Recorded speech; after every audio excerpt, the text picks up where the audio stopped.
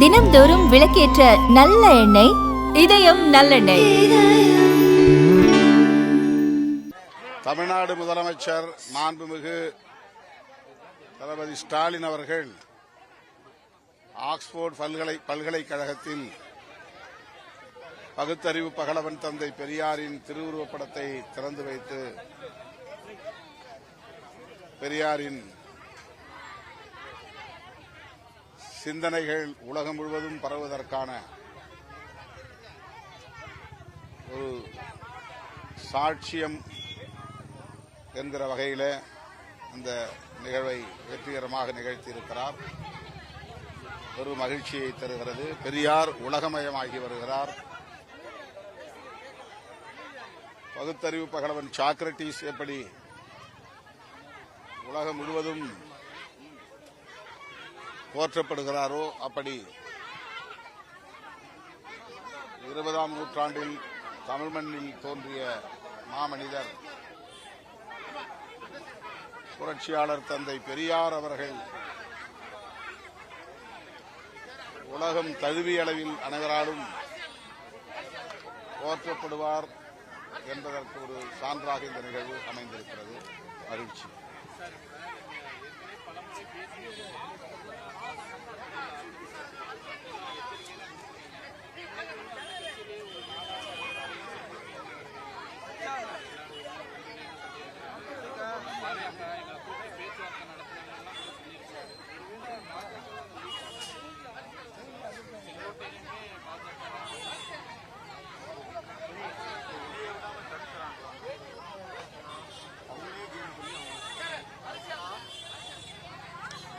செங்கோட்டையன் அதிமுகவினுடைய மூத்த தலைவர்களில் ஒருவர். அவர் கட்சியை ஒருங்கிணைப்பதற்கு ஒற்றுமைப்படுத்துவதற்கு மேற்கொள்ளுகிற முயற்சி பாராட்டுதலுக்குரியது. அது அவர்களின் உட்கட்சி பிரச்சினை என்றாலும் கூட அந்த கட்சியும் ஒரு பெரியார் இயக்கத்தின் பாசறையில் உருவான அரசியல் இயக்கம் என்கிற வகையில் அதன் மீது நமக்கு ஒரு மதிப்பு உண்டு, மதிப்பீடு உண்டு. ஆகவேதான் பாஜக, ஆர்எஸ்எஸ் போன்ற சக்திகளின் பிடியில் அந்த இயக்கம் சிக்கி சீரழிந்துவிடக் கூடாது என்கிற கவலையை அவ்வப்போது வெளிப்படுத்தியிருக்கிறோம். இப்போதும் நமக்கு அந்த கவலை உண்டு. செங்கோட்டையன் அவர்கள் எந்த பின்னணியில் இயங்குகிறார் என்று நமக்கு தெரியாது. ஆனால் பொதுவாக பரவலாக இந்த பின்னணியில் பாஜகவின் கை இருக்கும் என்ற கருத்து நிலவுகிறது.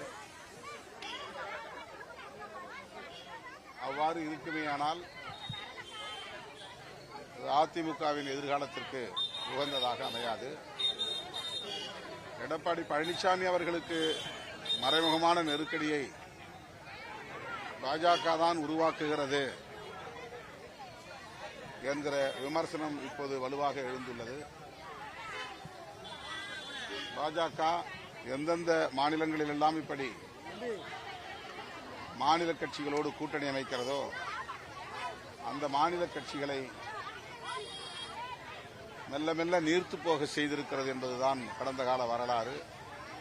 அப்படி ஒரு நிலை அதிமுகவுக்கு ஏற்பட்டுவிடக் கூடாது என்பதுதான் நம்மை போன்றவர்களின் கவலை. அவர் இன்னும் முழுமையாக மனம் திறக்கவில்லை. இப்போது கூட அவர் யார் யாரை சேர்க்க வேண்டும் என்பதை கூட வெளிப்படையாக சொல்லவில்லை. பழைய மூத்த தலைவர்களை எல்லாம் ஒருங்கிணைக்க வேண்டும் என்கிறார். யார் அந்த பழைய தலைவர்கள், மூத்த தலைவர்கள் என்பதை ஏன் வெளிப்படையாக சொல்ல தயங்குகிறார் என்ற கேள்வி எழுகிறார். மனம் திறந்து பேசுவேன் என்று அறிவித்துவிட்டு முழுமையாக மனம் திறக்க ஏன் தயங்குகிறார் என்ற கேள்வி எழுகிறார்.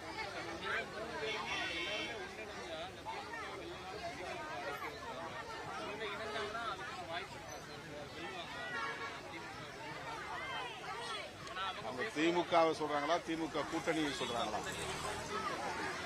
திமுக கூட்டணியை மக்கள் கைவிட்டுவிட மாட்டார்கள். மக்களின் பேராதரவு திமுக கூட்டணிக்கு இருக்கிறது. எனவே திமுக கூட்டணியை வீழ்த்துவதற்கு தமிழ்நாட்டில் ஒரு அணி இன்னும் உருவாகவில்லை.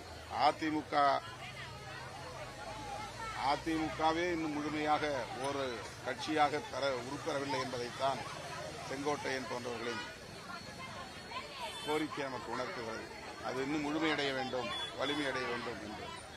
அந்த அதிமுகவும் ஏற்கனவே தமிழகத்தில் வேர் பரப்ப முடியாமல் திணறுகிற பாஜகவும் ஒன்று சேர்வதன் மூலம் இந்த இரண்டு கட்சிகள் மட்டுமே இணைந்திருக்கிற நிலையில் திமுக கூட்டணியை, மதசார்பற்ற முற்போக்கு கூட்டணியை அவர்களால் எதிர்கொள்ள முடியாது, வீழ்த்த முடியாது. இருக்கிற கட்சிகள் ஒவ்வொன்றாக வெளியேறிக் கொண்டிருக்கின்றன. ஏற்கனவே டிடிவி தினகரன் வெளியேறியிருக்கிறார். ஏற்கனவே இருந்த தேமுதிக எந்த நிலைப்பாடும் எடுக்கவில்லை. ஏற்கனவே இருந்த பாமக ஒரு கருத்தையும் இதுவரையில் சொல்லவில்லை. ஆகவே என்டிஏ என்கிற கூட்டணி தமிழ்நாட்டில் இன்னும் ஒரு வடிவம் பெறவில்லை, ஒரு ஷேப்புக்கே வரவில்லை.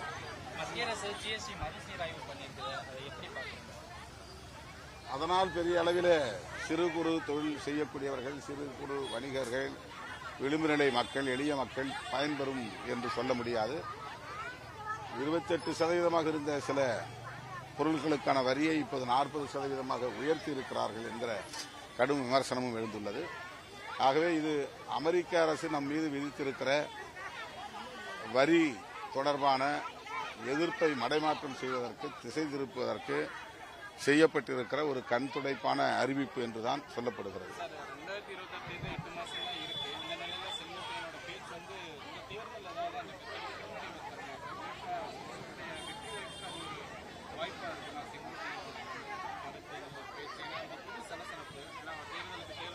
இல்ல, அவர் ஏற்கனவே இதே போன்ற ஒரு கருத்தை சொன்னார். அது ஒன்றும் பெரிதாக தாக்கத்தை ஏற்படுத்தவில்லை. இப்போது அவர் ஏதோ பரபரப்பாக சொல்லப் போகிறார் என்று எதிர்பார்த்தோம். ஏற்கனவே சொன்னதைத்தான் மறுபடியும் சொல்லியிருக்கிறார். எனவே இதனால் எந்த தாக்கமும் ஏற்படாது என்று நான் கருதுகிறேன்.